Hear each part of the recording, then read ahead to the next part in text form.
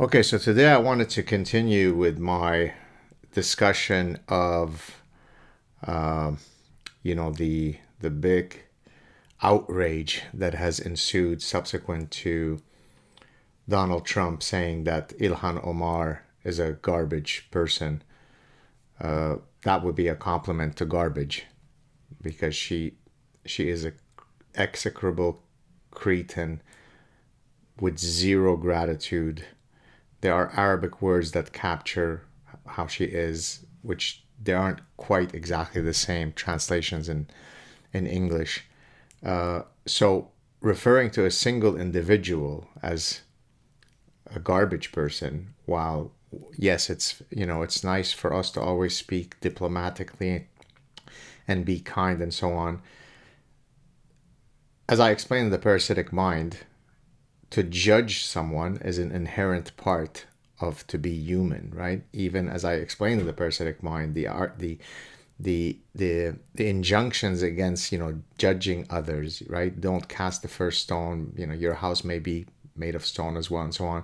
Those sort of New Testament injunctions are not saying that it's a deontological statement. Don't cast judgment on anyone under any circumstances. Who am I to judge? Who are we to judge? I haven't lived it. No, no, no. Judge, right? I belong to a scientific society called judgment and decision making, right? To judge and evaluate something, whether it be another person, as a potential friend, as a potential partner for marriage. By the way, I'm sitting here doing this today. Today, December 5th, is the 26th anniversary. And I'm sitting here. Why? Because my commitment to truth doesn't take a break. And so went out earlier this morning with my beautiful wife. I had a great brunch. And then tonight going out with the entire family, with the kids, to a new restaurant that we've never been to. So, but hey, truth is constantly attacked, so let's get to it. So to judge someone is perfectly normal. I judge John Wayne Gacy, the serial pedophile, serial killer, as a garbage person, to use Trump's term. That doesn't make me a mean person who is marginalizing all clowns.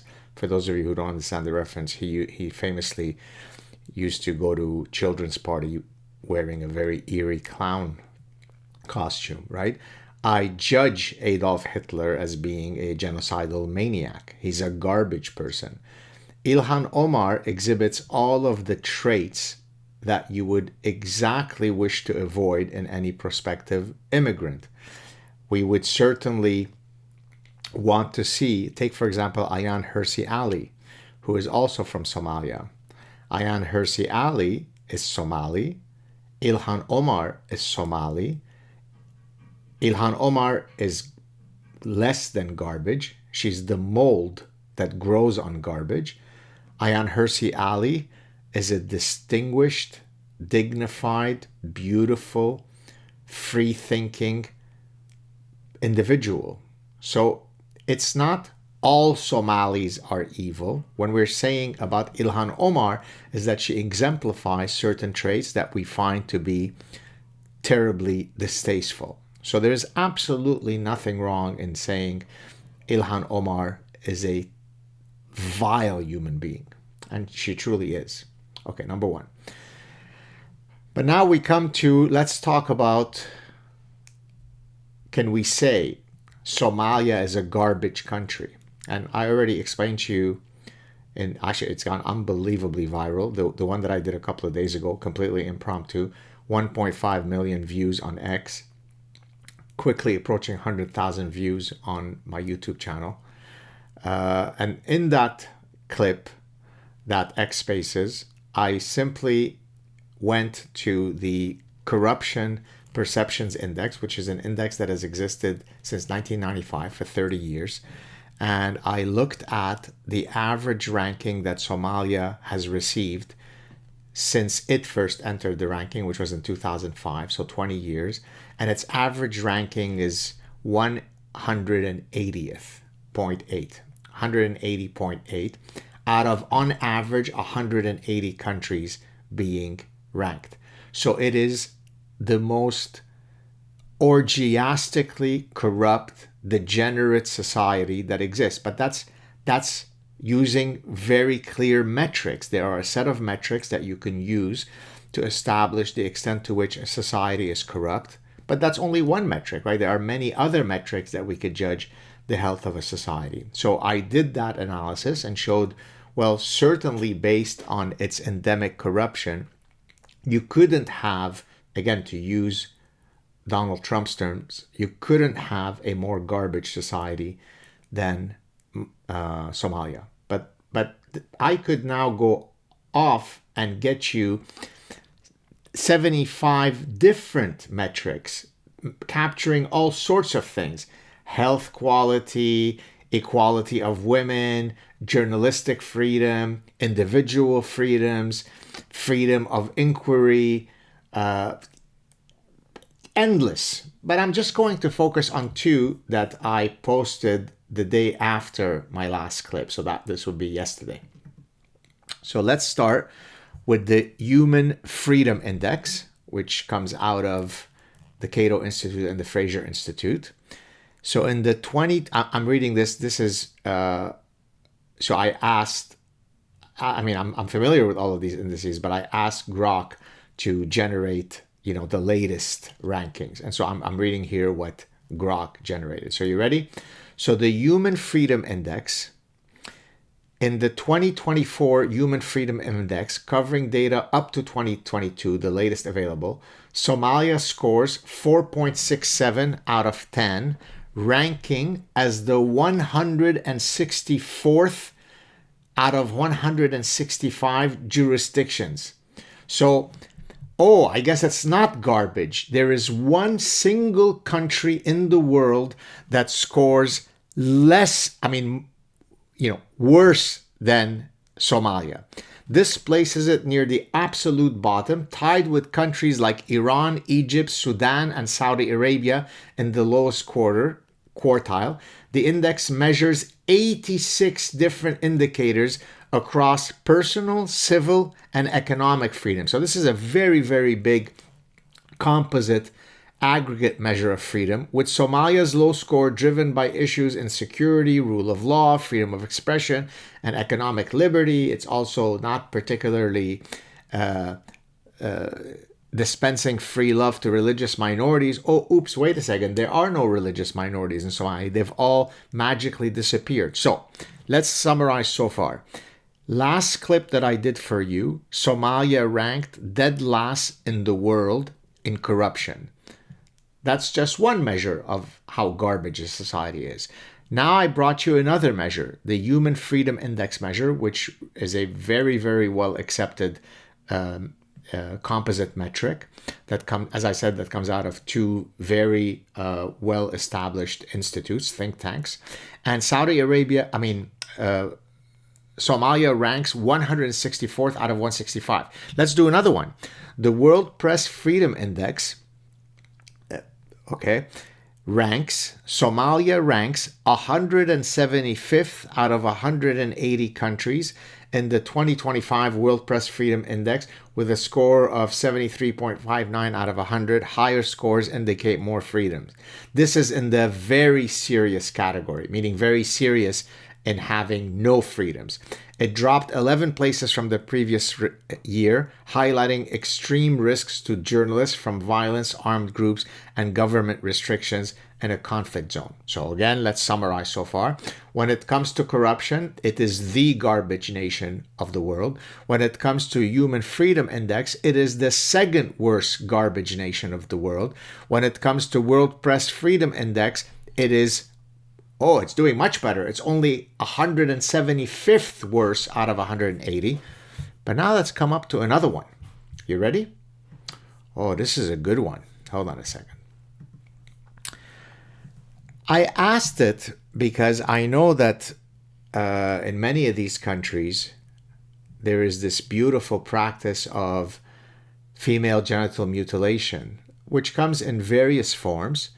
But the most severe one is where you cut off the clitorises of little girls, right? That pleasure center, so that, in a in a sexually reproducing species, involving two phenotypes called male and female that are going to have heavy biparental investment. You'd like both sexes to find pleasure in the act of mating. Well, Somalia, I'll let you decide where they got their ideology from, what might be some religious ideology that might be behind it, practices a beautiful form of female genital mutilation, off with the clitoris. So let's read here. Now, this is coming from the Somali Health and Demographic Survey, in case you're thinking, oh, this is Zionist propaganda. So according to the 2020 Somali Health and Demographic Survey, the most recent comprehensive national data available, do you want to know what is the percentage of women from age 15 to 49 that have undergone female genital mutilation, also known as female genital cutting, or in Arabic, ambatahara. You are rending her pure because you're cutting off that clitoris. That way she doesn't have those sexual desires. You need to be able to rape her without the possibility of, being concerned whether you should be an attentive lover or not. So 99% of women in Somalia have undergone female genital mutilation. The majority of cases involve type 3 FGM, infibulation, the most severe form, often performed on girls between the ages of 5 and 9. I'll skip the rest of it. But hey, you have a certain number of people that live in Somalia.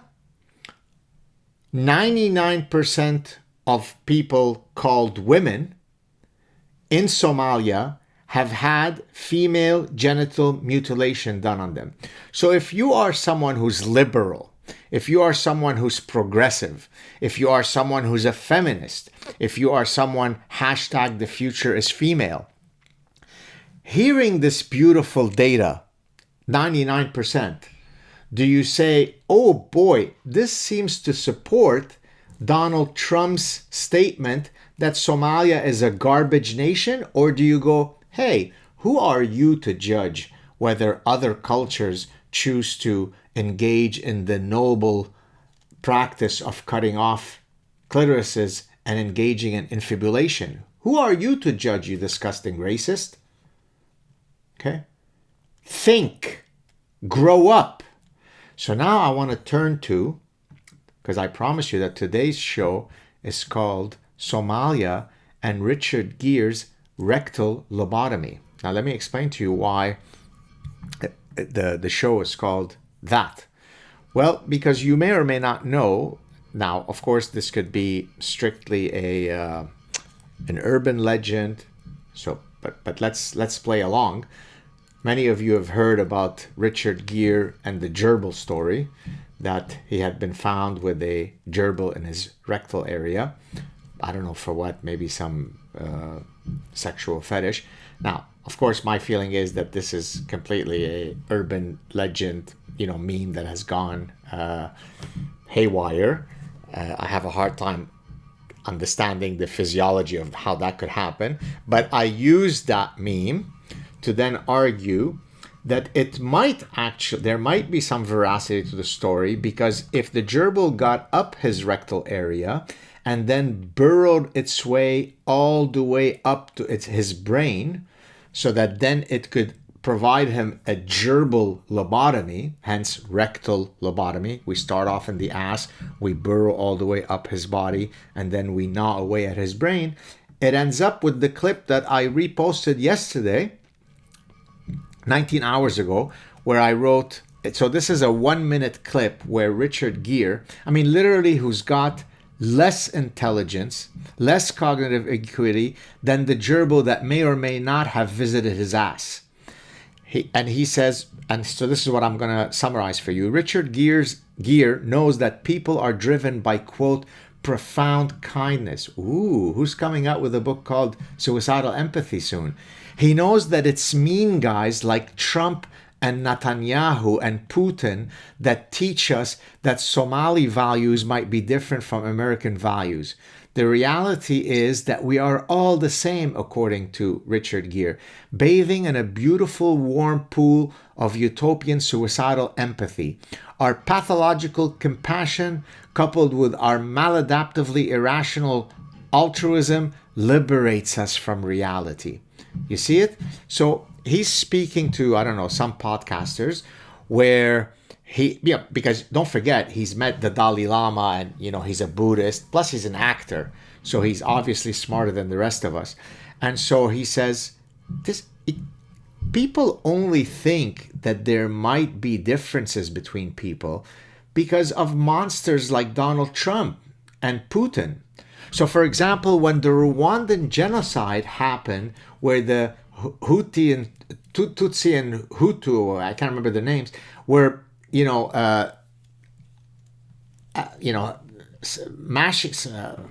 cutting off each other with machetes, and almost, I think it was 800,000 that killed. The reason why those two tribes, both of which are obviously Rwandan and black, the reason why they killed each other and hated each other and had antipathy towards each other in the 90s was probably because Donald Trump taught them that. Because there is no thing called coalitional psychology, us versus them, where people create delineation between the in-group and out-group. This is only mean guys like Netanyahu that teach you that. For example, Islam certainly has absolutely no injunctions or no historical record of it ever doing something to the other group that is non-Muslim, to the kuffar, okay, who are najis, who are dirty. There's no proof of that. None whatsoever. Okay, but we don't need to prove the point that people don't look at each other as equal beings. By the way, when we're talking about equality, it means very different things. Equality under the law does not mean that we are indistinguishable. Okay, so that's what this idiot gerbil-brained Richard Gere doesn't understand. If you go to Google Scholar right now and do a search on cross-cultural differences, you will probably get, literally 10,000 articles, probably more. There's a journal called Journal of Cross-Cultural Psychology, right? There's cultural anthropology. What do these journals do? They catalog cross-cultural differences.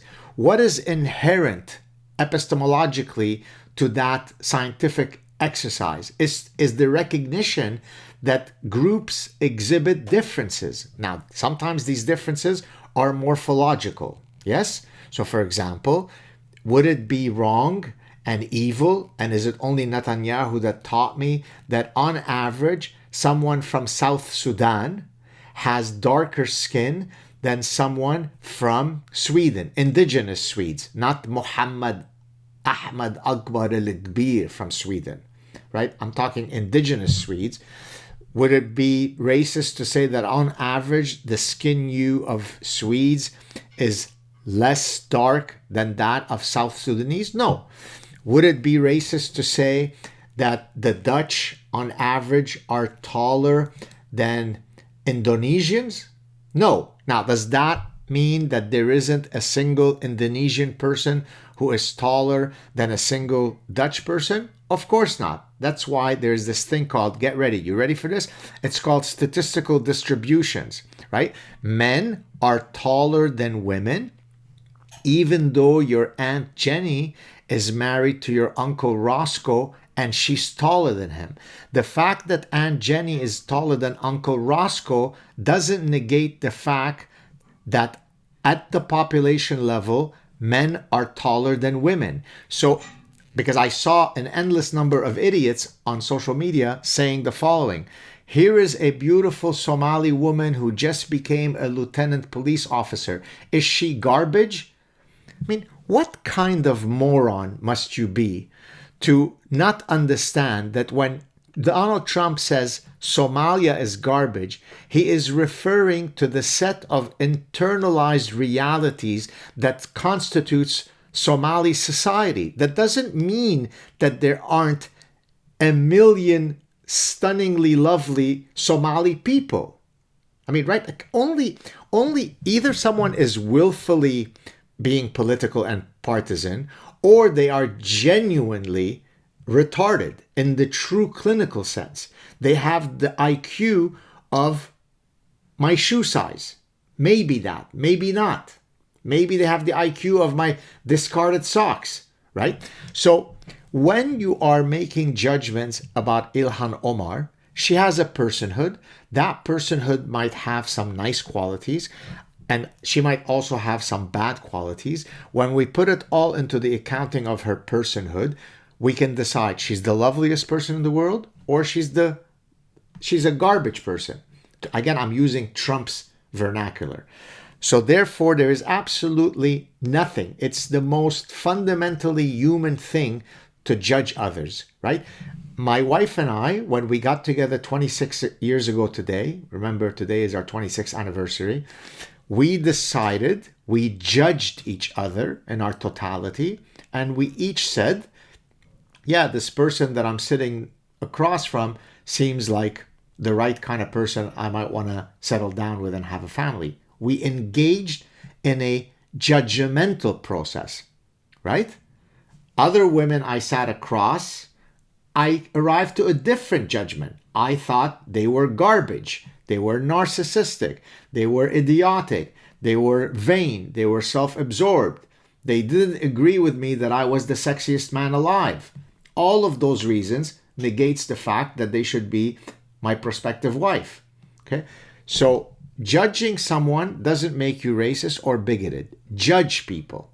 That's okay. It's fine. What you don't want to do is hyperactivate your judgmental mechanism in wrong situations. Life is about deploying the right strategy at the right time in the right amount. Hence, my book, Suicidal Empathy. So, when rectal lobotomized Richard Gere says, we have profound kindness. How can you, we're not a kind of society that would judge others. What are you talking about, moron? What do you mean? The United States is a society that has internalized a set of foundational principles on which the entire society has been erected on over the past 250 years. Many of these values couldn't be any more different than Somali society. That's why hundreds of thousands of Somalis try to get into the US. That's why no Americans try to move to Somalia. That is a measure of how garbage your society is. How many people who are not Somali are rushing to the Somali embassies to receive permanent residency in Somalia? Could that be a measure of how garbage your society is? And that doesn't take away from the fact that I could play soccer with Somalis and I love every single one of them. And they might jump into the river to save my life. So again, making a statement about a religious ideology or a set of cultural values says nothing about individuals from that society. Now, let me just very quickly here explain. I mentioned, height difference between the Dutch and Indonesians. How about cuisine? Cross-cultural cuisine. Wouldn't we say, oh, Mexican food is spicier than Swedish food, right? Are we saying that one is superior than the other? No, we're recognizing that they are different, right? So don't mistake equality under the law from indistinguishability. Somalis are very distinguishable in the values that animate their daily lives from those of Americans. Nothing could be clearer than that.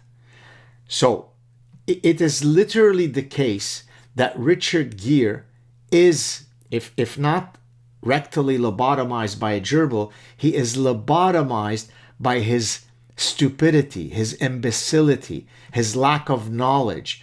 He just uses a shortcut to always demonstrate that he doesn't cast judgment on anybody else, hence rendering him suicidally empathetic. It's too bad that I've already sent off my book to the publisher, because I would have a whole section called The Rectal Lobotomy of Richard Gere. That would be a beautiful reading. Okay. Cultures change. vary on, for example, how much they adhere to punctuality. Different cultures have internalized different time norms. So in one society, when I say I'm going to meet you at 2 o'clock, it means between 2 and 2:30. In another culture, if you show up at 2:01, then you have committed a serious social faux pas.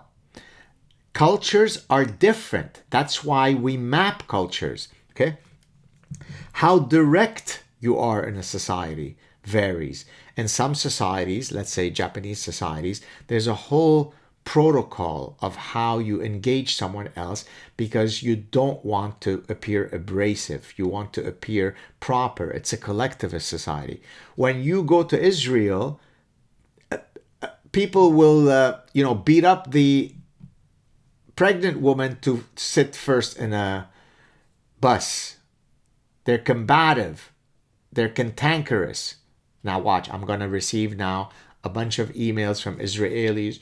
Hey, why do you hate the Jews, Gad Saad? Jewish Gad Saad. Why did you insult the Israelis? Right? It is a fact that the way that Israelis speak and interact, perhaps because they live in a very tough neighborhood, is a very aggressive and hostile way. That doesn't mean that there aren't millions of polite and lovely Israelis, but we can safely say that the communication style of Israelis is different than that of the Japanese, beyond the language difference, right? How direct they are, how easily offended you might be, varies across cultures. Your handshake varies across cultures. I remember when my wife was working as a HR head of human resources at a media, telemarketing company, she would often interview men from Africa, and she would tell me that the way they would shake her hand, even though they had nice voices, because you want, certainly in telemarketing, someone that has a nice voice, their handshake was very limp. So it's not as though these guys were not masculine, but they had a whereas in the Western thing, it's an erect handshake, it's a firm handshake, it demonstrates self-assuredness. So something as simple as a handshake is deployed differently depending on the culture that you come from. If you teach a course in international advertising or in international marketing or international business, you can spend your entire course cataloging all of the cross-cultural differences that can result in huge misunderstandings, international business mishaps. What is at the root of that is that you're recognizing that cross-cultural differences exist. So again, when all the progressives and all the Democrats and the Richard Geres and all the other idiots say things like, well, why are you castigating a whole group? Well, because what Trump is saying is that, again, not to be repetitive, Somalia does not exhibit the types of traits that permit a society to flourish. And I only shared a few, right? I shared with you the corruption perception index. I shared with you the world, press freedom index. I shared with you the human freedom index. I shared with you female genital mutilation. 99% of women in Somalia have had female genital mutilation. It's mind-blowing. Like, what could be more garbage data? It's a country that's failed. It's a country that has tribal warlords killing each other since forever. Does that mean that every Somali is a bad person? Of course not. Is Somalia a failed society? What would you need to establish that it's failed if you don't already have all those metrics? I'll just mention one or two things. I'll leave it at that. Geert Hofstede, some of you may know him. He was a Dutch psychologist who famously in the early, I think it was 1980, did a study to map out key cross-cultural differences in values. And in the same way that in individual psychology, in personality psychology, you talk about the big five, right? There's what I call the ocean, right? Openness to experience, how neurotic you are, how agreeable you are, and so on and so forth. Those five, the big five traits. Well, he developed something akin to those, called, they're the big five, but at the cultural level. The idea being that you can map different societies on these five cultural traits to establish, if you like, the cultural personality profile of a society. Well, what does this whole exercise imply? It implies that cultures are different, right? If we wouldn't have to do that if we didn't know that cultures are different. They're not indistinguishable. Let me just mention what those traits are, and I've actually published scientific papers on some of this stuff. So, power distance index, how hierarchical a society is. In some societies, you have very clearly established and delineated hierarchies. In other societies, lesser so. Now, I know this, for example, in the way that people will address me professionally. So if you go to Germany, it's Professor Dr. Saad, right? Because, I mean, the official full way to address a professor who also is a holder of a PhD, right? It's Professor Dr. So-and-so. Whenever I receive an email from someone and I'm addressed as Professor Dr. So-and-so, I usually know they're from Austria, they're from Germany, very hierarchical societies. Therefore, your titles matter in delineating yourself from others. If you go to Israel, a 3-year-old will call me Gad, because there it's supposed to be we all live communally in the kibbutz, we're all equal. So it's a very non-hierarchical society. In Japan, it's a hierarchical society. How you bow and the extent to which you bow and the whole ritual of bowing completely recognizes all of the integral rules of the non-verbal cues of the bowing ritual. That's hierarchical. Individualism versus collectivism is another trait, and that one I've actually published a paper looking at individualism versus collectivism and the likelihood of people that come from those two societies of doing well on a brainstorming session. Very, very cool scientific paper that I published a few years ago. Well, of course, Western societies tend to score high on individualism. The Middle East, the Far East scores much higher on collectivism. In one society, I'm an individual first, then I'm a member of a group. In other societies, I'm a member of a group first, then I'm an individual, right? My personal identity is superseded by the group that I belong to, okay? That's, by the way, exactly what happens with Somali societies in terms of how they delineate which group they have appartenance in. Well, Somali society, I first belong to the Somali community. I first belong to the Islamic community. Fuck off, United States. You score much lesser in how I define my identity. Okay? That's not a good thing, because what made the United States great is you could come from Italy and you could come from Lebanon and you could come from Venezuela, and you could maintain elements of that, but then you all band together around the American ideals. You all band together. Yes, you might have come from Venezuela or Lebanon, but now your allegiance is to the United States. I can assure you, you can actually go and watch video clips of interviewing Somali community, and most of them will tell you, no, I'm Somali first, I'm Muslim first. Okay? In Islam, you have the Ummah, the Islamic nation. So I could be from Indonesia, or I could be from Iraq, or I can be from Somalia, okay, or from Mali. Those are very different races, very different ethnicities. But if we're all Muslim, that means we are part of the Ummah. That supersedes all. That matters, rectally lobotomized Richard Gere. That means that we are different. That means the likelihood of being able to assimilate is varied depending on how I internalize my identity.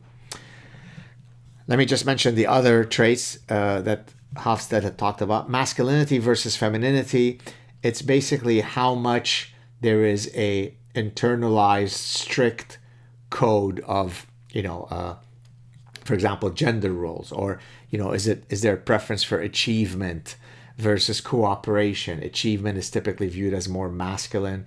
Cooperation is viewed as more feminine. So, for example, when we now talk about the feminization of the university, well, come to some of the departmental meetings that I was at that were led by women. It's as if you're in a kindergarten class. How is everybody doing? You're all looking so nice. It's so nice to see all of you, right? It's all done with a lot of empathy, with a lot of cooperation. How are your feelings doing? Now, that doesn't mean that every man is of one type and every woman is of the other type, but it means that there are statistically predictable distributional patterns, okay? Uncertainty avoidance is another one of those cultural traits. How much does a society tolerate ambiguity and uncertainty, right? Try to go in some of the countries in the Middle East having a mohawk with plenty of tattoos. That's probably going to be less acceptable than in other societies where there's a lot more, tolerance towards uncertainty avoidance. And then there is what's called long-term versus short-term orientation. This is how a society kind of contextualizes itself vis-a-vis, does it focus more on future-oriented long-term virtues or, immediate virtues? So it's how you view time. So you could imagine the earlier example that I mentioned with punctuality might be subsumed within that trait. And now more recently, there's been a fifth trait added called indulgence versus restraint. Some societies are more about, being indulgent and, more immediate gratifications. Others are more about, there's a stricter code that you have to follow, save for a rainy day. So again, some of those traits could be internalized at the individual level, or they could manifest themselves at the cultural level. And when they do so, they result in very predictable cultural differences that have very clear downstream effects. Okay? So let's conclude, and then I'll head back to spending time with my wife and kids who are coming home soon for our 26th anniversary. Cultures are different in a myriad of ways. They're different in their behavioral patterns, they're different in their cultural traditions, in their attire, in their languages, in their customs, in their religions, and in every conceivable way. And of course, that's what makes the world a beautiful place. That's what makes us want to visit the world and enmesh ourselves in the rich tapestry of, cultures. Of course, there are human universals. Right? As an evolutionary psychologist, I fully understand and appreciate that there are, underneath all these cross-cultural differences, certain fundamental, common, universal traits that precisely speak to the fact that we share a biological heritage. But again, when we are here pointing to the fact that Somali society might be lesser than American society, there's nothing racist about that. There's nothing bigoted about that. Every single person who feigns that they are offended by it absolutely knows in the privacy of their thoughts that they're full of shit. But they have to say that because they've been inculcated with the reflex that it is gauche to point to another culture and argue that they might do things less well than you do, especially if that culture is Islamic. Allah, no. Okay? We wouldn't want to ever criticize an Islamic society. We don't want to criticize an Islamic society where the people from that society have darker skin than us. Then we are doubly racist and bigoted. Okay? So, Richard Gere, why don't you spend the weekend going to a pet store, finding more gerbils to have fun with. Leave the heavy thinking for those that are well trained to do the heavy thinking, and you could F off back to your bullshit movies and maybe grow a spine, maybe have some testicular fortitude, and stop gaslighting the idiots who actually turn to you for their opinions. Shabbat Shalom, everybody. Have a great weekend. Don't forget, Suicidal Empathy will soon be ready for pre-order. Every single one of you better pre-order it. Take care, everybody. Cheers.